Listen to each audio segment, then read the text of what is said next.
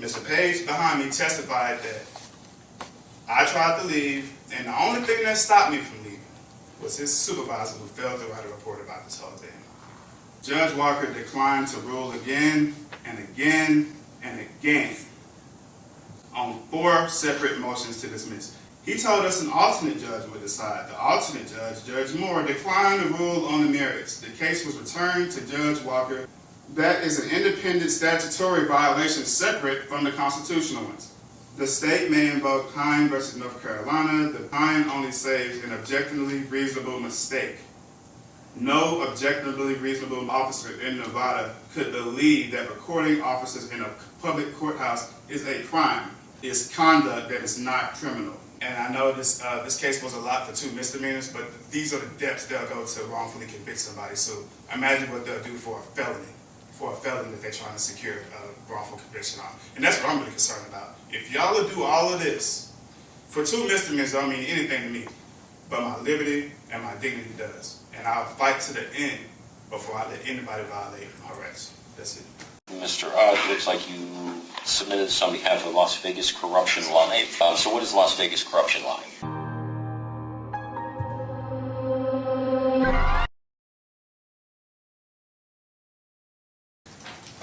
I would like to read just a brief oral brief that I made. All right. Just to end with I made an oral argument that I want to read from, if I could. Yeah, go ahead.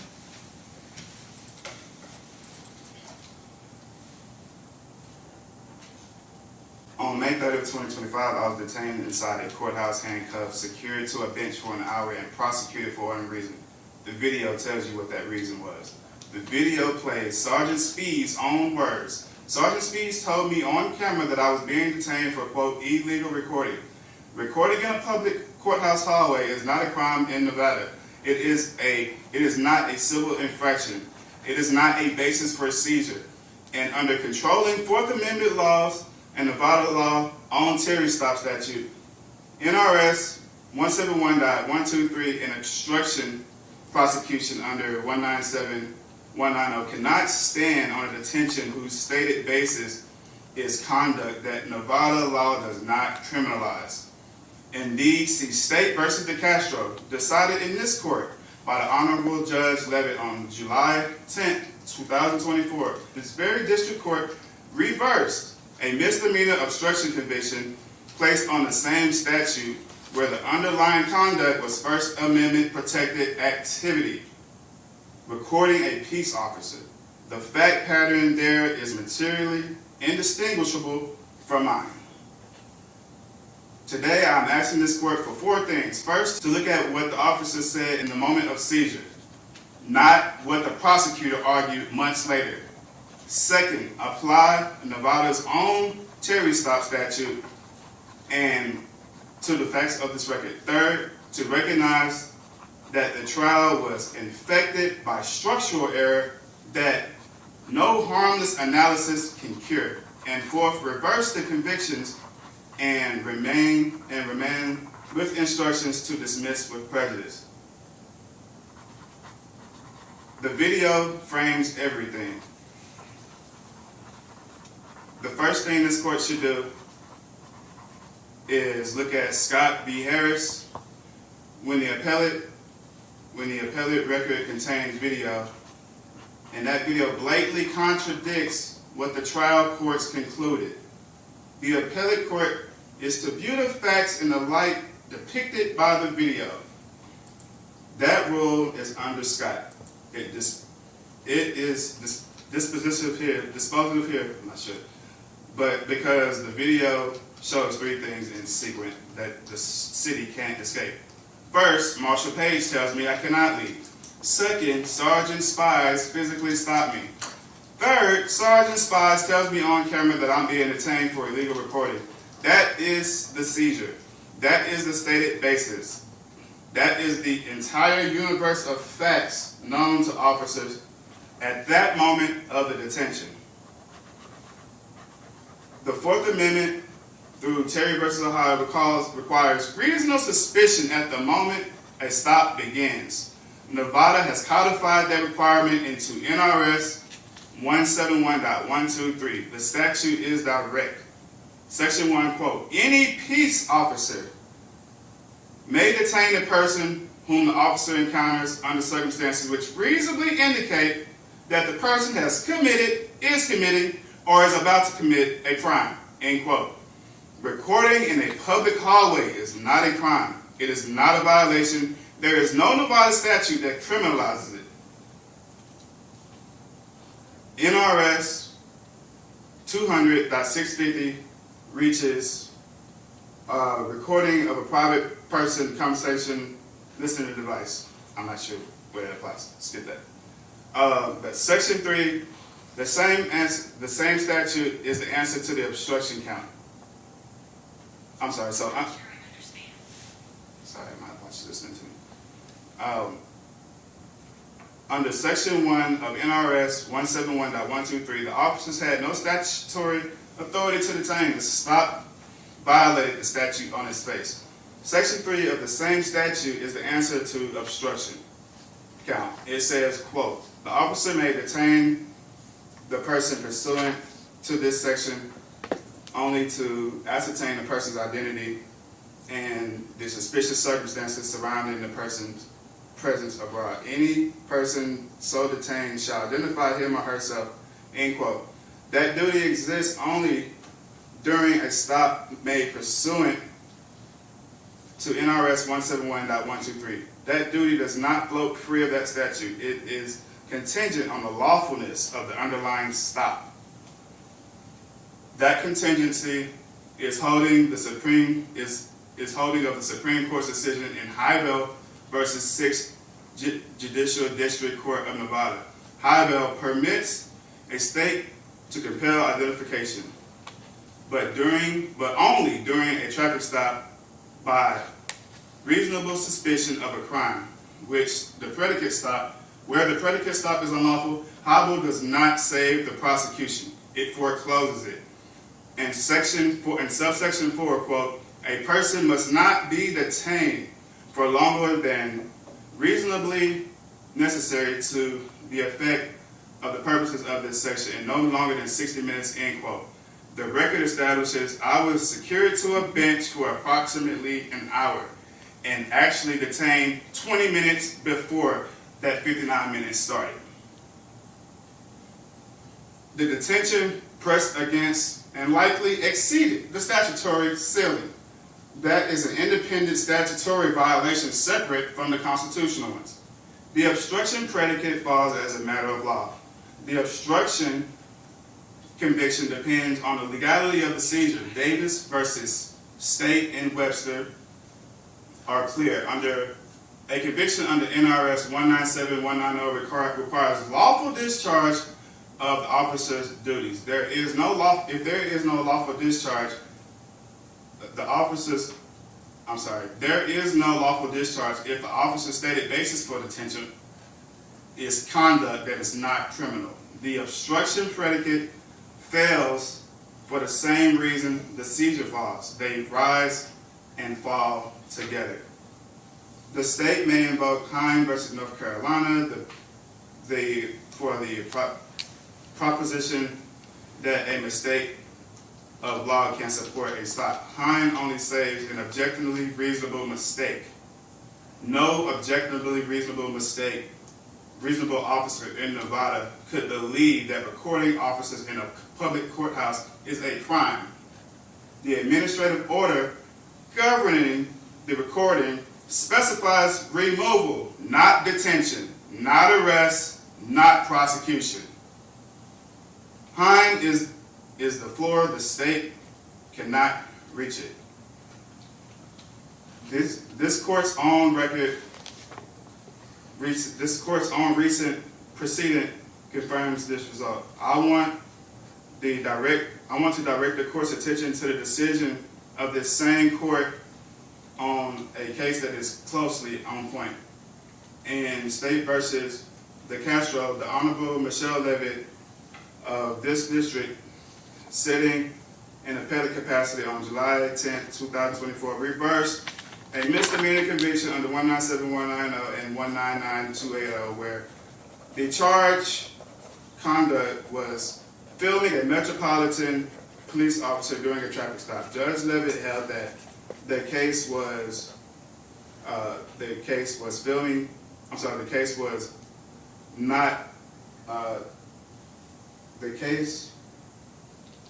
concerned First Amendment protected conduct, and that the obstruction and resistance charges could not stand on that basis. The fact pattern in Castro, a citizen filming an on-duty public officer charged with obstruction and resisting under the same two statutes. I was convicted under the same two statutes I was convicted under is materially indistinguishable from mine. When I recognized that an unpublished district court appellate ruling does not formally bind another department of the same court, it is precisely on point. It interprets the same rules, and it was decided by a sitting judge of this very court.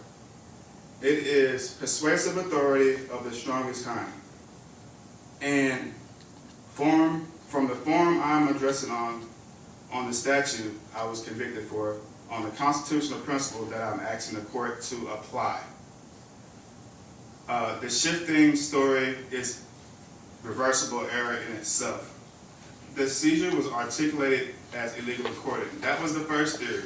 When cross-examination established on the record that recording was not criminal, the city did not concede. The city amended the complaint mid-trial and pivoted to a trespass theory. That was a second theory. Then at sentencing, the trial judge justified the stop on, quote, potential disturbing the peace, end quote. Three theories, one detention. The Constitution does not permit conviction by a moving target. NRC TI 2.4 permits amendment of a complaint only when no additional or different offense is charged and no substantial right of the defendant is prejudiced. Under NRS 173095 imposes the parallel test for charging instruments more broadly. Both require both prerequisites. Neither was satisfied. The trial court conducted no on-the-record prejudice analysis. There is no finding that the defense would not be prejudiced. There is no finding that the theory of the prosecution remained unchanged.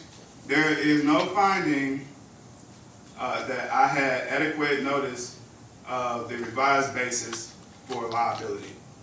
The amendment was permitted because the state or the city asked for it, and only the constitutional defect of the original theory had been exposed in open court. There was a constructive amendment. The Nevada Supreme Court recognized Vare versus State that an amendment that which alters the elements or theory of conviction operate as constructive amendment. Constructive amendment is reversible because it deprives the defendant of notice and is a foundational due process requirement. Cole versus Arkansas, a conviction cannot rest on theory materially different from what the defendant was tried for. That is exactly what happened. I was detained for recording.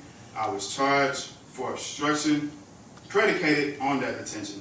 I prepared my defense based on the original charging language.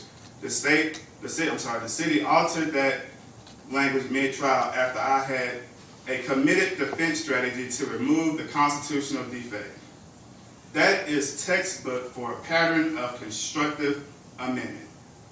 And the seizure cannot be retroactively cured, even if the amendment were procedurally proper, and it's not. There's a deeper point. The Fourth Amendment requires reasonable suspicion at the moment of seizure. If the stop was unlawful at the moment it occurred, the Constitution was violated. The Constitution violation is complete. Criminal procedure cannot operate retroactively to repair an unconstitutional stop.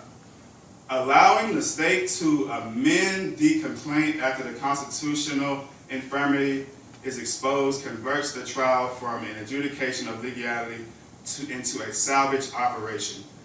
This is structural unfairness. It is not a harmless error analysis. Sullivan versus Louisiana.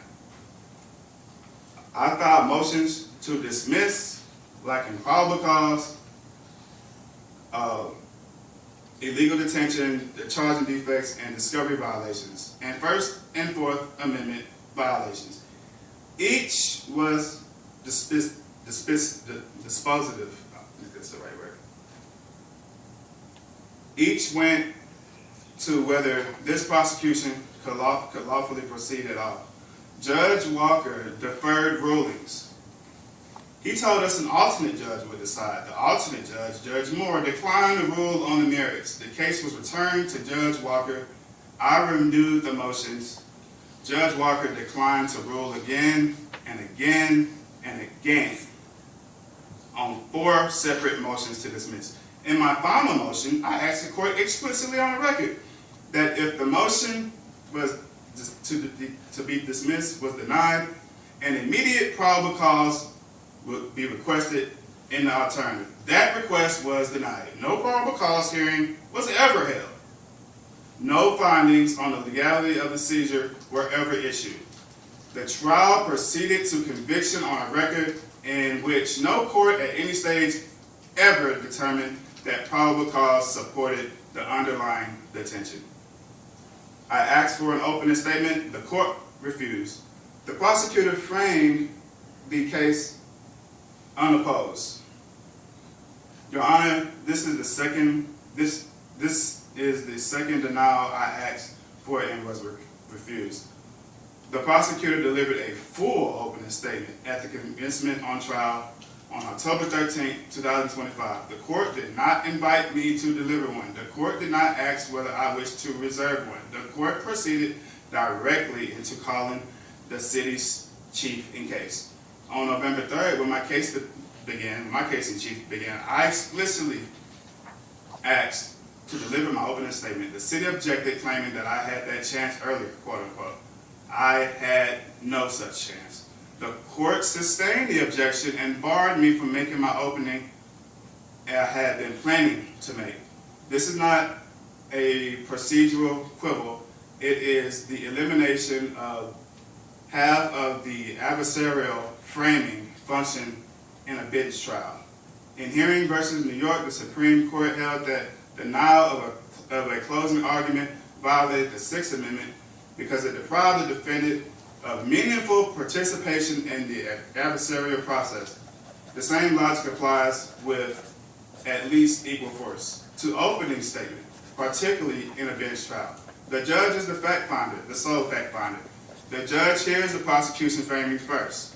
If the defense is denied any opportunity to frame the case before evidence comes in, the prosecution's narrative takes hold without competition. By the end of cross-examination, the framing is set. The case turned on what they said at the moment of seizure. An opening statement was the single moment I had to alert the court before testimony that the video would show that the detention was articulated as illegal recording, that recording is not a Nevada crime, and that the obstruction conviction therefore depended on the constitutionally defective seizure. The denial of that moment is not abstract, it is concrete prejudice on the record where every framing decision mattered. The city held material video until trial. The prosecution had in its possession an hour-long video directly relevant to this detention, the bench restraint, and surrounding events. NRS 174.235 required its disclosure. NRS 174.235 subsection 3 preserves the constitutional duty under Brady versus Maryland and the impeachment duty under Gigolo versus United States. The city did not produce the recording until trial was underway. NRS 174.295 imposes a continuing duty to promptly notify and authorizes the court to grant a continuance, exclude the late evidence, or impose any other order it deems just. The trial court invoked none of these remedies. That was abuse of discretion stacked on top of a Brady violation. And just to conclude, Your Honor,